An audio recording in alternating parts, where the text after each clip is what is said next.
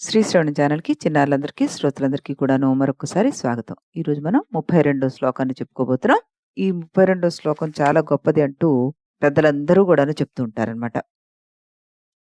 ముందుగా మనం సంస్కృత శ్లోకాన్ని వినేసి, ఆ తర్వాత ప్రతిపదార్థ తాత్పర్యాలు తెలుగు పద్యం విన్న తర్వాత వివరణలోకి వెళ్ళిపోదాం. ముందుగా శ్లోకం. शिवशक्ति कामः क्षितिरधरविशीतकिरणः स्मरोऽहं सशक्रा स्तदनु च परामारहरयः अमीहृल्लेखाभिस्तिसृभिरवसानेषु घटिता भजन्ते वर्णास्ते तव जननि नामाभयवताम्।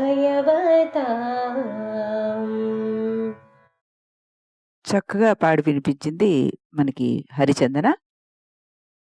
ఇప్పుడు మనం దీని ప్రతిపదార్థ తాత్పర్యాలని తెలుసుకుందాం.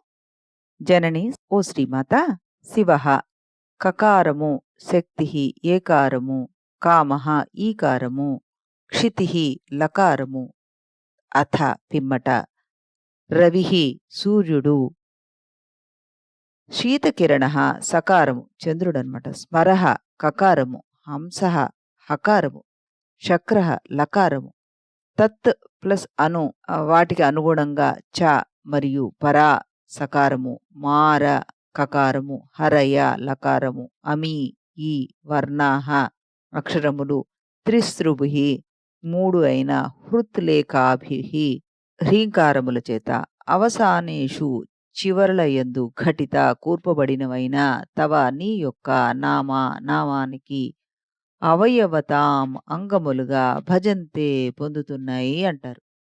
ఇక్కడ భావం ఏమిటంటే మనకిందులో ఇవన్నీ కూడాను, మనకి చెప్పినవన్నీ కూడాను శివుడు, శక్తి, మన్మధుడు, భూమి ఈ 4, తర్వాత సూర్యుడు, చంద్రుడు, మన్మధుడు, సూర్యుడు, ఇంద్రుడు ఈ 5, ఆ తర్వాత పరాశక్తి, మన్మధుడు, హరి వరుసగా ఈ 3 కూటాలుగా ఏర్పడి, మూడింటికి ఒకదానికి చివర హ్రీం చేరిస్తే ఆ 15 అక్షరాలు నీ మంత్రపఠనం అవుతున్నాయి. అంటే ఆ 3 కూటాల్లో మనం ఇదివరకు చెప్పుకున్నట్టుగా శివుడు, శక్తి, మన్మధుడు, భూమి కలిపితే కాయేఈల, తర్వాత సూర్యుడు, చంద్రుడు, మన్మధుడు, సూర్యుడు, ఇంద్రుడు ఈ 5 కలిపితే హసకలహాల, ఆ తర్వాత పరాశక్తి, మన్మధుడు, హరి వీడు ముగ్గురిని సకల, వరుసగా ఈ 3 కూటాలు ఏర్పడ్డ తర్వాత దానికి హ్రీంకారం చేరిస్తే నీ మంత్రం అయిపోతుందమ్మా అంటున్నారు. మనకి ఎప్పుడు చెప్పుకున్నట్టుగానే మంత్రం అన్నది గురువు చేత ఉపదేశించబడాలి. మనంతట మనం దాన్ని చదవకూడదు. అలా చేస్తే మంత్రం సిద్ధించదు అసలు. మంత్రాల్లో అక్షరాలు మాత్రమే తెలుస్తాయి. దాని వెనకాల ఉండే ఒక సంస్కారం ఏదైతే ఉందో అది రాదు. ఇది ఈ మంత్రంలో అమ్మవారి యొక్క అద్భుతమైన శక్తివంతమైన మంత్రాలు 15 ఉన్నాయి. వీటికి సంబంధించింది మనం డీటెయిల్డ్‌గా ఇందులో తెలుసుకుంటూ వెళ్దాం. ముందుగా తెలుగులో పద్యాన్ని వినేద్దాం. హరశక్తి స్మరధాతృలున్ మిహిర సోమానంగహంసేంద్రులున్ మరియాపైని పరాస్మరాచ్యుతులుగా నామావళి బీజముల్ వరుసంకూటములట్లు చేసి తుదలన్ వ్రాయంగ హృల్లేఖలన్ సిరులన్ చిందు మహాగవర్ణములగున్ శ్రీమంత్రరాణ్మూర్తికిన్. అనురాధ గారికి మరొకసారి అభినందనలు తెలియజేస్తూ మనం దీని వివరణలోకి వెళ్ళిపోదాం. ఇప్పుడు ఇందులో అన్నీ మనం గమనించినట్టయితే బీజాక్షరాలన్నింటినీ చెప్పేశారు మనకిందులో. ఇవి 3 ఖండాలుగా చివరికి హ్రీం అని భువనేశ్వరి బీజంతోటి చేర్చబడి చెప్పబడిందనమాట ఇది. ఈ బీజాక్షరములు లేనిదే మిగిలిన మంత్రం అంతా కూడాను శక్తిహీనం అంటున్నారు. అనయారహితాః సర్వే నిర్బీజ మంత్రరాశయః అన్నారు. దీన్ని మనం లలితా సహస్రనామంలో గనక అయితే శ్రీమద్వాగ్భవ కూటైక స్వరూపముఖ పంకజ కంఠాధక్కటి మధ్యకూట స్వరూపిణి శక్తికూటైక తాపన్న కట్యతో భాగదారిణి. ఆ నామం వరకు చక్కగా అన్వయపరుచుకోవచ్చు అనమాట. యథా ప్రబంధేన దేవ్యాః పరరూపం సూక్ష్మతరత్వాత్ సూక్ష్మరూపాత్ పరతో వ్యక్తమితి రహస్యోక్తి విషయత్వాత్ స్థూలరూపకార్యేణ బండాసురవదేన సహశ్లేషలిప్సయా పూర్వమేవోక్త్వ క్రమప్రాప్తం సూక్ష్మరూపం స్థూలరూపం భిన్నత్వేన వర్ణయతి. శ్రీమద్భాగవతేత్యాదీన సూక్ష్మరూపమపి సూక్ష్మ సూక్ష్మతర సూక్ష్మతమ భేదాత్ త్రివిధం పంచదశ విద్య కామకళాక్షరం కుండలినీయే ఇతి భేదాత్ తేష్వాద్యం నామత్రయణోచ్యుతే శ్రీమద్ జ్ఞానప్రదాయకత్వాది మహాత్మశీలం వాగ్భవత్యస్మాదితి వ్యుత్పత్త్యా వాగ్భవనామకం కూటం పంచాక్షరనామం సముదాయం ఏవైకం ముఖ్యం స్వం నిజం రూపం యస్య తాదృశం ముఖపంకజం యస్యాహ తదుక్తం. నేత్రోష్ట పరగళ కర్ణశాలి వాచల సంభూతి ముఖమితి వాగ్భవ వాక్య కూటమితి అన్నారు. అంటే వాగ్భవ కూటము అన్నది ఇంతవరకు మనం దేవి పరరూపము సూక్ష్మ అవుడి చేత రహస్యంగా చెప్పవలసి ఉండడం చేత స్థూల రూపకార్యమైన బండాసురద వధతోటి శ్లేష రూపమైన ఆ సూక్ష్మ రూపం యొక్క రహస్యము చెప్పి ఆ సూక్ష్మరూపం రహస్యంగా చెప్పి క్రమప్రాప్తంగా ఇప్పుడు స్థూల రూపం కంటే వేరు కాని సూక్ష్మ రూపాన్ని చెప్తున్నారనమాట. సూక్ష్మ రూపము కూడా సూక్ష్మ, మళ్ళీ సూక్ష్మతర, సూక్ష్మతమ అని 3 రకాలుగా ఉంది. ఈ సూక్ష్మము పంచదశి మంత్రం, రెండవది సూక్ష్మతరము కామకళాక్షం, మూడవది సూక్ష్మతమము కుండలిని అని ఇదివరకు కూడా మనం ఒకసారి చెప్పుకున్నాం. ఈ మొదటిది 3 నామాల చేత వివరించబడింది. శ్రీమత్ అనగా జ్ఞానము వసగేది, మహిమతో కూడినటువంటిది, దీని నుండి వాక్కు కలుగుతుంది. కాబట్టి ఇది వాగ్భవ కూటం అవుతుందన్నమాట. పంచాక్షరాల సముదాయమే ముఖ్యమైన తన రూపముగా గల తామర లాంటి ముఖం కలది అంటూ చెప్పబడుతుంది. ఇది ప్రథమ ఖండము. ఇది ఆగ్నేయ ఖండం. ఋగ్వేదంలో దీనికి కా ఏ ఈ లా హ్రీం అని చెప్తోంది. ఇది ఇచ్ఛాశక్తి అన్నమాట. తర్వాత కంఠాధ కటిపర్యంత మధ్యకూట స్వరూపిణి. కంఠస్య అధః కటిపర్యంతో యస్య సా మధ్యభాగః స ఏవ మధ్యస్య కామరాజాఖ్యాస్య కూటస్య షడక్షర సమూహస్య స్వం నిజరూపం అస్యాహ అన్నారు. అంటే కంఠం నుండి క్రింది భాగం వరకు నడుం వరకు గల భాగం మధ్య భాగం, అదే మధ్యమైన కామరాజకూటం 6 అక్షరాల సమూహం. అది ఆవిడ నిజరూపంగా కలది. పంచదశిలో మనకి హ స క ల హ్రీం అనే ఈ 6 అక్షరాలు ఈ మధ్యకూటానికి సంబంధించినవి అవుతాయి. ఇది జ్ఞానశక్తి కలిగింది. యజుర్వేదంలో దీని గురించి సౌరఖండం అంటూ చెప్పబడింది అనమాట. ఆ తర్వాత మనకి వచ్చేది శక్తికూటైక తాపన్న కక్ష్యదో భాగదారిణి. అంటే సజ్జన శక్తిమత్వాత్ శక్తినామకేన కూటేన చతురక్షర సమూహేనైకతమావేదమాపన్నం కటే రథో భాగం ధారయతి తథా తదుక్తం కామస్తే హృది వసతి ఇది కామరాజం స్రష్టృత్వ తదనుతవాంబ శక్తికూటమితి. సత్పురుషుల శక్తి కలది శక్తి. అట్టి శక్తి కూటాన్నే 4 అక్షరాల గుంపుతోటి అభేదాన్ని పొందినటువంటి కటి క్రింద భాగాన్ని ధరిస్తోంది ఆవిడ. కాముడు నీ హృదయం నందు కలడు, కామరాజును సృష్టించడం చేత ఓ తల్లి అది నీ శక్తి కూటమైంది అంటూ ఇందులో చెప్పబడింది.